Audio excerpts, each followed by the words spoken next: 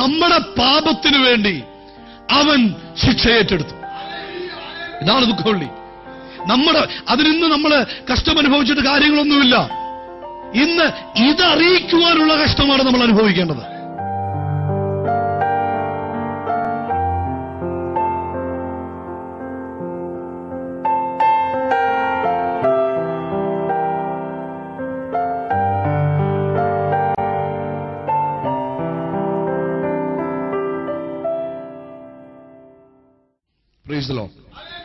ഈ ലോകം മുഴുവനും കർത്താവിന്റെ കഷ്ടാനുഭവത്തെ ആചരിക്കുകയും നാളെ തൊട്ട് ഉയർപ്പിനെ ആഘോഷിക്കുകയും ചെയ്യുകയാണ്. എന്നാൽ നമ്മൾ ഒരു കഷ്ടാനുവാഴ്ച മാത്രമല്ല കർത്താവിന്റെ കഷ്ടാനുഭവത്തെ ഓർക്കുന്നത്, നമ്മൾ എന്നും അത് ഓർക്കുക. സ്തോത്രം. നമ്മൾ ഓരോ പ്രാവശ്യവും അപ്പവും വീഞ്ഞും എടുക്കുമ്പോൾ നമ്മൾ വിളിച്ചു പറഞ്ഞുകൊണ്ടിരിക്കുന്നത് ഈ കർത്താവ് മരിച്ച് അടക്കപ്പെട്ട്, കഷ്ടമനുഭവിച്ച് മരിച്ച് അടക്കപ്പെട്ട് ഉയർത്തെഴുന്നേറ്റവനായിരുന്നു. ഹല്ലേലൂയ, ആമേൻ. നമ്മൾ ആ കാൽവരി ക്രൂശിലേക്ക് നോക്കുമ്പോൾ കർത്താവ് നമുക്ക് വേണ്ടി പരമയാഗമായപ്പോൾ പല സംഭവ വികാസങ്ങൾ അന്ന് അവിടെ സംഭവിച്ചു. ഫിസിക്കൽ റിലമിൽ നമ്മൾ പലതും കണ്ടു. അവിടെ നിന്നവർ പലരും, നിങ്ങൾ ശ്രദ്ധിച്ച് കേട്ടാൽ മതി, അവിടെ നിന്നവരെല്ലാവരും അവരുടെ കണ്ണുകൊണ്ട് കണ്ട അനേക കാഴ്ചകൾ, അവരുടെ ചെവി കൊണ്ട് കേട്ട അനേക സംഭവങ്ങളുണ്ട്. ആമേൻ. 2 കള്ളന്മാരുടെ മധ്യത്തിൽ കർത്താവ് ക്രൂശിക്കപ്പെടുമ്പോൾ നമുക്കറിയാം, മത്തായിയുടെ സുവിശേഷം നമ്മൾ വായിക്കുമ്പോൾ, ലൂക്കോസിന്റെ സുവിശേഷം വായിക്കുമ്പോൾ നമുക്കറിയാം അവിടെ ഭൂമി കുലുങ്ങി, പാറകൾ പിളർന്നു. ഇങ്ങനെയുള്ള സംഭവങ്ങൾ സംഭവിച്ചതുകൊണ്ട് അവിടെയുള്ളവർ വിളിച്ചു പറഞ്ഞു, ക്രൂശിൽ തറച്ചവർ വിളിച്ചു പറഞ്ഞു, കണ്ടുനിന്നവർ വിളിച്ചു പറഞ്ഞു, ഇവൻ ദൈവത്തിന്റെ പുത്രനാണ്, ഇവൻ ദൈവത്തിന്റെ പുത്രനാണ്, ഇവൻ ദൈവത്തിന്റെ പുത്രനാണ് എന്ന് അവിടെ നിന്നവരൊക്കെ വിശ്വസിക്കുവാൻ ഇടവന്നു. എന്നാൽ നമ്മളെ സംബന്ധിച്ചിടത്തോളം ആ നമ്മുടെ കണ്ണുകൊണ്ട് കണ്ട കാഴ്ചയേക്കാൾ അപ്പുറത്ത് ആത്മമണ്ഡലത്തിൽ വലിയ കാര്യങ്ങൾ സംഭവിച്ചു. അത് നമ്മൾ തിരിച്ചറിയുമ്പോഴാ ഈ ദുഃഖവെള്ളിയാഴ്ചയുടെ ഏറ്റവും പ്രതിഫലം അല്ലെങ്കിൽ അതുകൊണ്ടുള്ള പ്രയോജനം നമുക്ക് അനുഭവിക്കുവാൻ കഴിയുന്നു. എത്ര പേർക്ക് മനസ്സിലായി? ഫിസിക്കൽ റിലത്തിൽ പലതും സംഭവിച്ചു. അവിടെ നിന്ന് പലരും മനസ്സിലാക്കി ആത്മമണ്ഡലത്തിലുണ്ടായ വലിയ മാറ്റത്തിന്റെ ചലനങ്ങൾ ഈ ലോകമണ്ഡലത്തിലും സംഭവിച്ചു. എന്നാൽ ആത്മമണ്ഡലത്തിൽ സംഭവിച്ചതാണ് നമ്മുടെ ജീവിതത്തിൽ ഏറ്റവും പ്രധാനപ്പെട്ടത്. മനസ്സിലാവുന്നുണ്ടോ? ആത്മമണ്ഡലത്തിൽ സംഭവിച്ചതാണ് നമുക്ക് പ്രയോജനപ്പെട്ടത്. അവിടെ ഫിസിക്കൽ റിലത്തിൽ കണ്ടത് അവിടെ ഉള്ളവർക്ക് പ്രയോജനപ്പെട്ടെങ്കിൽ 2013-14 വർഷങ്ങൾ 15 വർഷങ്ങൾക്ക് മുമ്പ് ഗോൽഗുൽത്താ മലയിൽ, കാൽവരി ക്രൂശിൽ, കാൽവരി കുന്നിൽ യേശു യാഗമായത് നമുക്കെങ്ങനെ പ്രതിഫലമായി തീർന്നു? അവന്റെ കഷ്ടാനുഭവം നമുക്കെങ്ങനെ പ്രതിഫലമായി തീർന്നു? അല്ലെങ്കിൽ അത് നമുക്കെങ്ങനെ പ്രയോജനപ്പെട്ടു? ആമേൻ. യെശയ്യാ പ്രവാചകൻ നൂറ്റാണ്ടുകൾക്ക് മുമ്പ് 53-ാം അധ്യായം എഴുതുമ്പോൾ കാൽവരി ക്രൂശ് കണ്ടുകൊണ്ട്, യേശുവിനെ കണ്ടുകൊണ്ട് പ്രവാചകൻ വിളിച്ചു പറഞ്ഞു, ഇവൻ നമ്മുടെ സമാധാനത്തിനായുള്ള ശിക്ഷ ഇവന്റെ മേൽ ആക്കി.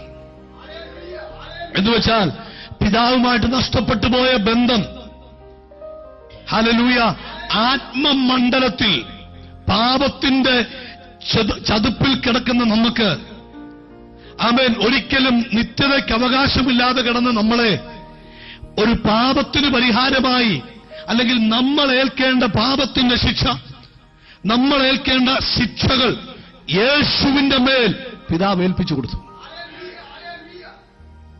Praise the Lord. നിങ്ങൾ ചിന്തിക്കണം, കാൽവരി ക്രൂശിൽ ഒന്നാമത് സംഭവിച്ചത് എന്താ? അവൻ നമ്മുടെ പാപത്തിന് എന്നേക്കുമായി പരിഹാരമായി. പാപത്തിന് പരിഹാരം തരുവാൻ വേറെ ആർക്കും കഴിയത്തില്ല. പഴയ നിയമത്തിന് ആണ്ടിലൊരിക്കൽ യാഗം കഴിച്ച് താൽക്കാലികമായി ടെമ്പററി ഹീലിംഗ് അല്ലെങ്കിൽ റിലീഫ് അവർക്ക് പാപത്തിൽ നിന്ന് കിട്ടിക്കൊണ്ടിരുന്നു.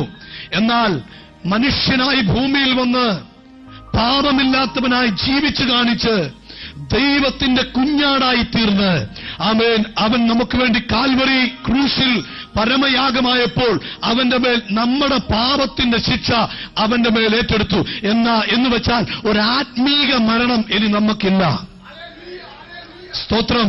എത്ര പേർക്ക് മനസ്സിലായി? അതാണ് നമ്മുടെ ഏറ്റവും വലിയ സന്തോഷം. ഹേ മരണമേ, നിന്റെ ജയമെവിടെ? അതായത് നമ്മുടെ പാപത്തിന്റെ ശമ്പളം മരണം. വേദപുസ്തകം പറയുന്നു, ആ പാപത്തിന്റെ ശമ്പളം മരണമായതുകൊണ്ട് നമ്മൾ പാപത്തിൽ മരിക്കേണ്ടവരായിരുന്നു. എന്നാൽ ആ ശിക്ഷ ആരേറ്റെടുത്തു?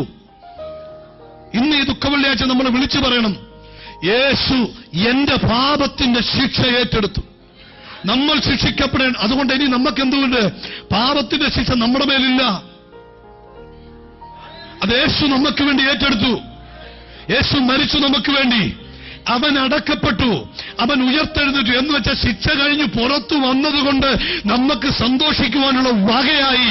ഇനി നമ്മൾ പാപത്തിന്റെ കീഴിലല്ല കിടക്കുന്നത്. സ്തോത്രം.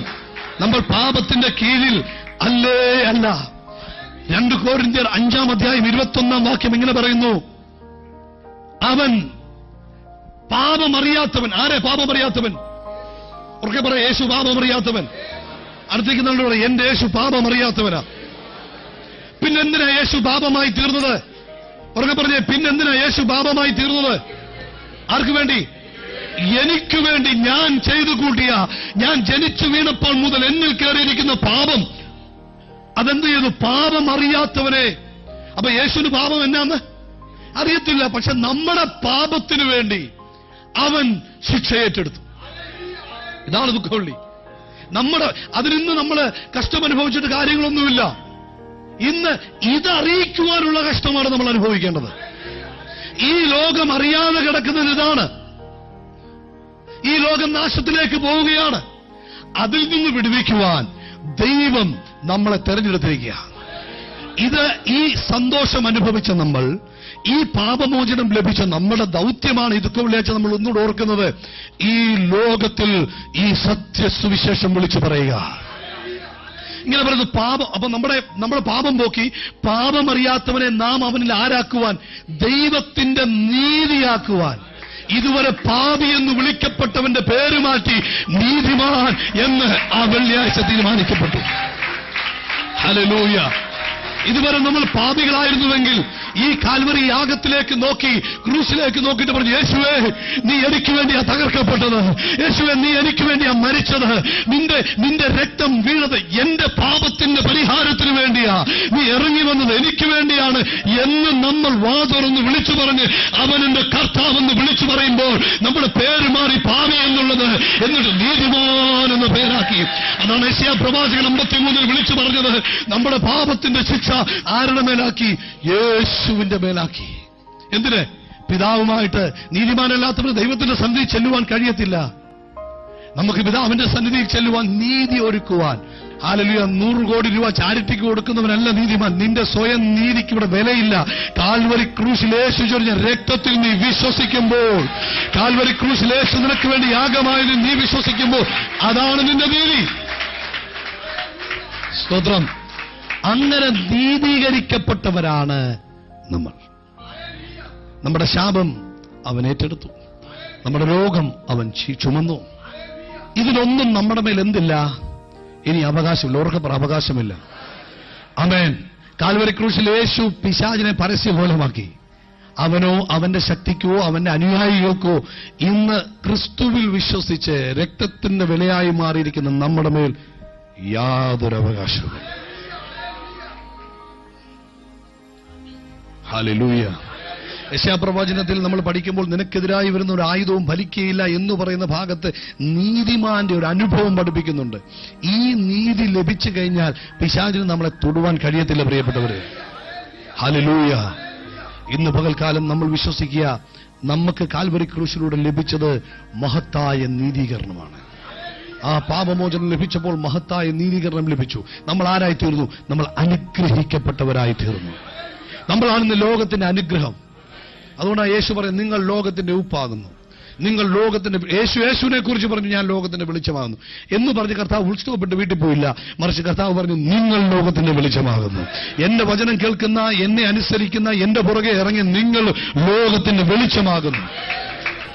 അടുത്തേക്ക് നല്ല ഈ ദുഃഖ വെള്ളിയാഴ്ച ഉറക്കെ പറ, ഞാൻ ലോകത്തിന്റെ വെളിച്ചമാണ്. ഉറക്കെ പറ, ഞാൻ ലോകത്തിന്റെ വെളിച്ചമാണ്. ഈ കാലഘട്ടത്തിൽ ഉണർവ് കൊണ്ടുവരാൻ വിളിക്കപ്പെട്ടവരാണ് ഈ ഇരിക്കുന്നത്. എത്ര പേർ അത് വിശ്വസിക്കുന്നു? ഈ കാലഘട്ടത്തിൽ ഈ ദൂത് പറഞ്ഞ് ഉണർവ് കൊണ്ടുവരുവാൻ വിളിക്കപ്പെട്ട ഒരു സഭയാണ് ഈ ഇരിക്കുന്നത്. ഹല്ലേലൂയ. പാപം ചെയ്യാനുള്ള ലൈസൻസ് ഉണ്ടോ? ഉറക്കെ പറ, നോ എന്ന് പറ. ഞാൻ വിശുദ്ധനായിരിക്കുന്നത് പോലെ, പഴയ നിയമത്തിൽ പറഞ്ഞ പത്രോസ് വീണ്ടും പുതിയ നിയമത്തിൽ അത് പറഞ്ഞെങ്കിൽ അതിന്റെ അർത്ഥം ഇത് രണ്ടിലും ഒരുപോലെ. Praise the Lord. അതുകൊണ്ട് ഞാൻ ലോകത്തിന്റെ വെളിച്ചമാകും, ലോകത്തിന്റെ ഉപ്പാകുന്നു. ഈ ജനറേഷനിൽ ഉണർവ് ആരുടെ കയ്യിലായിരിക്കുന്നത്? ദാവീദിനെ കുറിച്ച് അപ്പോസ്തല പ്രവൃത്തി പറഞ്ഞ അവൻ അവന്റെ തലമുറയിൽ ശുശ്രൂഷിച്ചു. നിന്നെ ദൈവം വിളിച്ച അടുത്ത തലമുറയ്ക്ക് വേണ്ടിയല്ല, ഈ തലമുറയ്ക്ക് വേണ്ടിയാണ്. ഈ തലമുറയ്ക്ക് വേണ്ടിയാണ്. അടുത്തേക്ക് നല്ല കൈ കൊടുത്തിട്ട് പറ, ഈ തലമുറയ്ക്ക് വേണ്ടിയാണ് വിളിച്ചത്. ഉറക്കെ പറ, ഈ തലമുറയ്ക്ക് വേണ്ടിയാണ് വിളിച്ചത്. അപ്പോൾ കാൽവരി ക്രൂശിൽ സംഭവിച്ചത് എന്താണ്? നമ്മുടെ പാപം അവൻ ഏറ്റെടുത്തു. പാപം നമ്മുടെ ക്ഷമിക്കപ്പെടുവാൻ ഇനി നമ്മൾ ഒരു കഷ്ടതയും അനുഭവിക്കേണ്ട. അതിനുള്ള കഷ്ടത കർത്താവ് ഏറ്റെടുത്തു. സ്തോത്രം. അതിനുള്ള കഷ്ടത യേശു ഏറ്റെടുത്തു.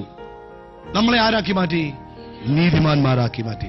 ഇന്ന് നമ്മൾ ഈ മേശയിൽ പങ്കെടുക്കുമ്പോൾ നമ്മൾ വിളിച്ചു പറയുന്നത്, ഞങ്ങൾ പാപത്തിന്റെ കീഴിലല്ല, ഞങ്ങൾ ശാപത്തിന്റെ കീഴിലല്ല, ഞങ്ങൾ രോഗത്തിന്റെ കീഴിലല്ല, ഞങ്ങൾ ദൈവകൃപയുടെ കീഴിലാണ്, ഞങ്ങൾ അനുഗ്രഹത്തിന്റെ കീഴിലാണ്, ഞങ്ങൾ നന്മ അനുഭവിക്കാൻ വിളിക്കപ്പെട്ട ഒരു കൂട്ടമാണ്.